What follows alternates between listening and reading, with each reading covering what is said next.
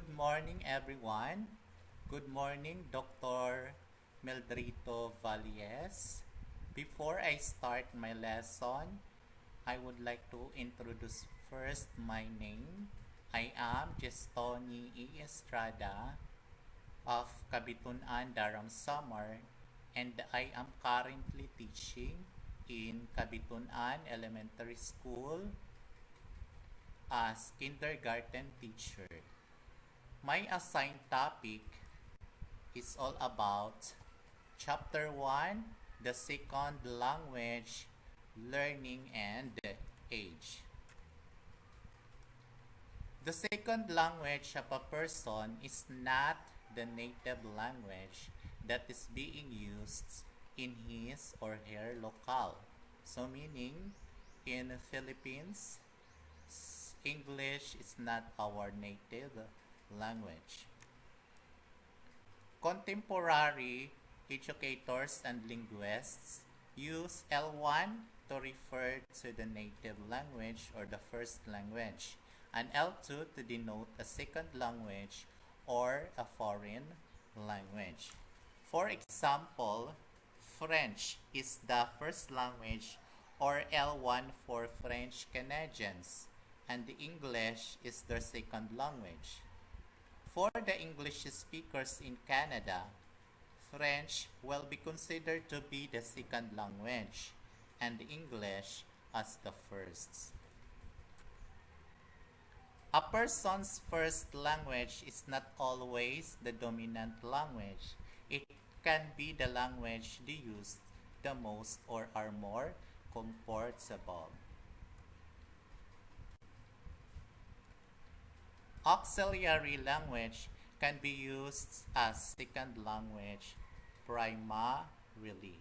So yung pangalawang lingwahe na or language na kanilang ginagamit.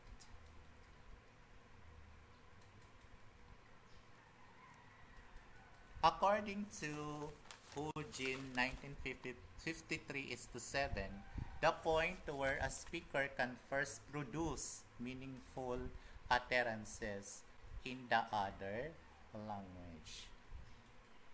And also, according to Bloomfield 1933 is to 54, to the extent that the learner can communicate, he may be ranked as a foreign speaker of a language. And also to Vladimir Nabokov, he used the second language as skillfully as the first language while writing novels. So he is a writer and he always used the second language in writing. According to George H. J. Weber, he made a report in December 1997 about the number of secondary speakers of the world's leading languages. He used the Fisher-Wells-Manash as his only source. Next, we have the effect of age on learning a second language. The first question that comes in our mind is which age is perfect for learning a second language. So many researches to find the appropriate answer for this question.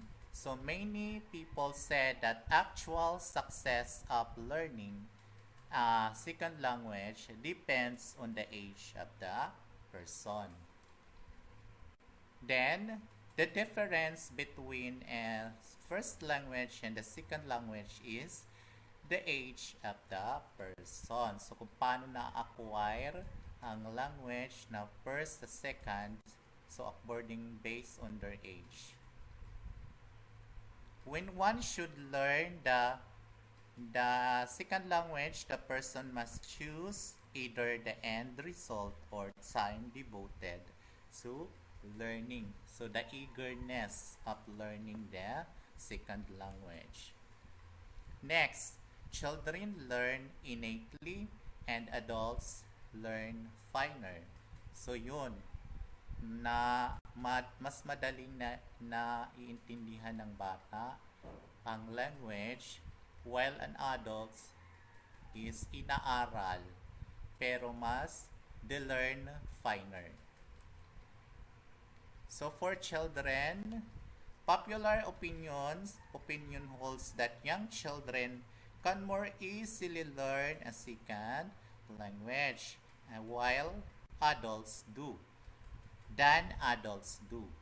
So for children, the brain of a child is still developing, and for adults, the brain of an adult is fully developed.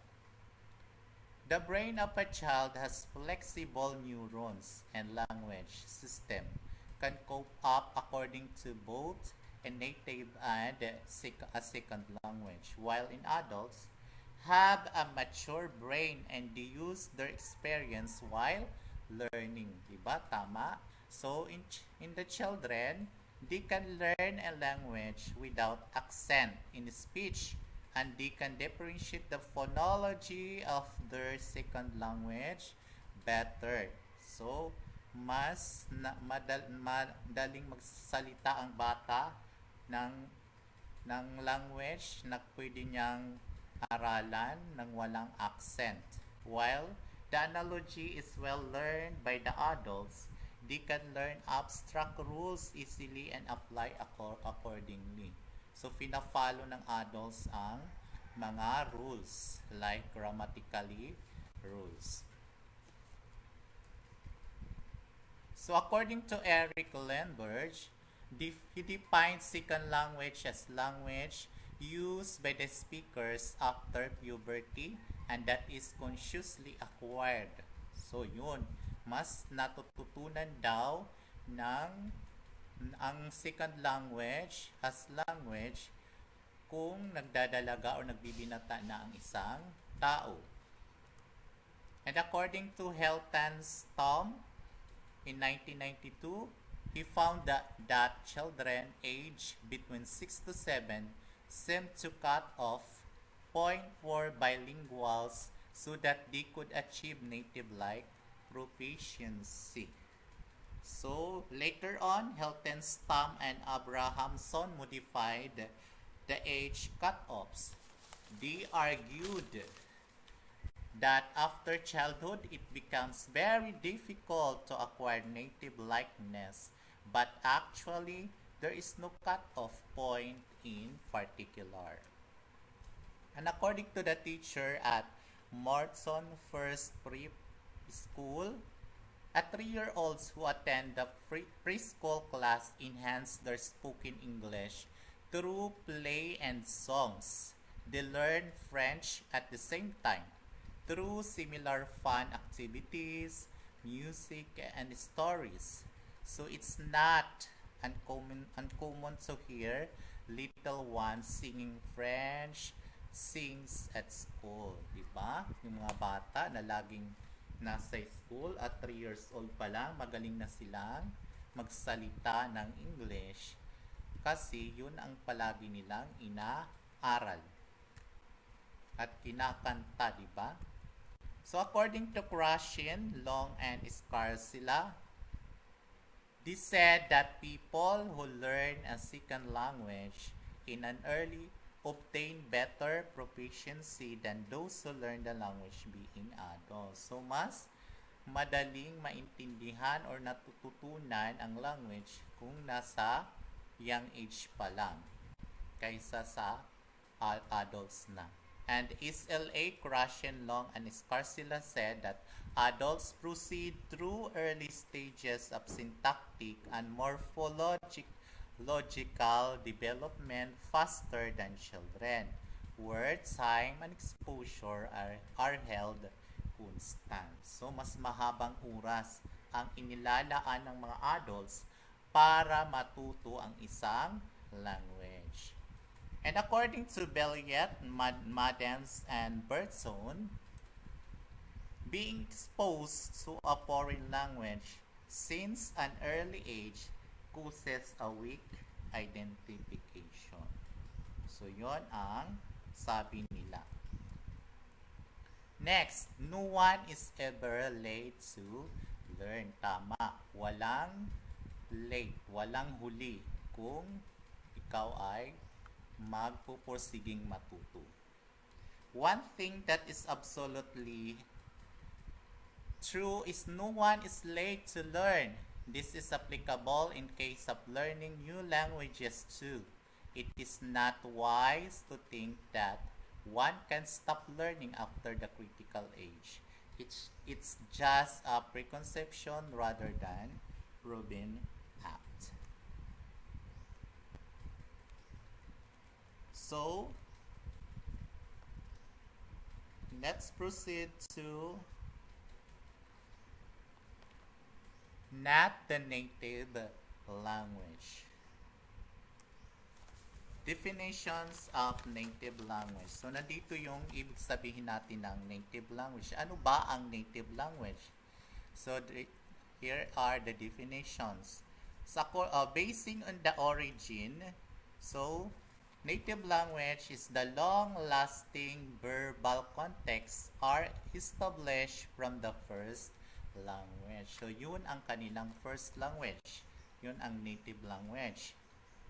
Basing on function, the language that one uses the most. Yung palagi nilang ginagamit na language. Yun ang native language. Like for example, here in our place in summer, so we are using waray-waray. So this is our native language.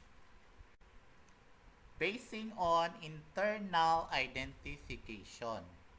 So this language identifies the nationality of the speaker. So halimbawa kung mayroong seminar or training, so yung speaker natin is nagsasalita ng Tagalog. So mapapansin natin na yung speaker natin is galing sa Manila.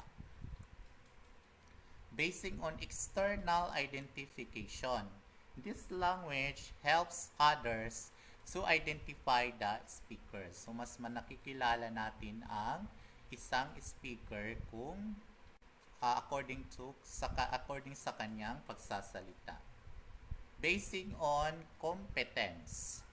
So this language is the language the speaker knows best. So malalaman natin ay ang galing sa isang speaker na magaling siyang magsalita sa Filipino. So magaling siyang magsalita sa English. So, ibig sabihin, na-acquire niya ang both first language and second language. So, magaling siya sa first and second languages. Next, we have the similarities. Yung pagkakapariho ng language. While learning both the first language and the second language, universal grammar is more likely to influence the learning. In case of second language learning, universal grammar can influence directly or through the first language. Diba? Yung grammar ang pinag-uusapan. So, pariho. Mas bibigyan diin or pansin yung grammar. In both first and second language learning, making errors is very common and is considered to be a part of learning. So, di ba? Yung mga nagkakamali, yung na pagsasalita ng first and second language while acquiring these languages. So, yun. Common sa atin ang magkamali.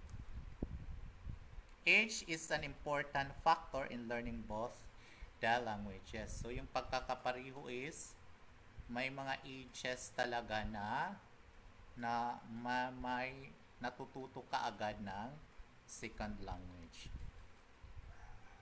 Learners can use prior knowledge, interaction, context clues to comprehend the first and second language. So mayroon silang pinagbabasihan o pinag-aaralan like the prior knowledge, interaction, or the context clues para mas maintindihan nila ang first and second languages.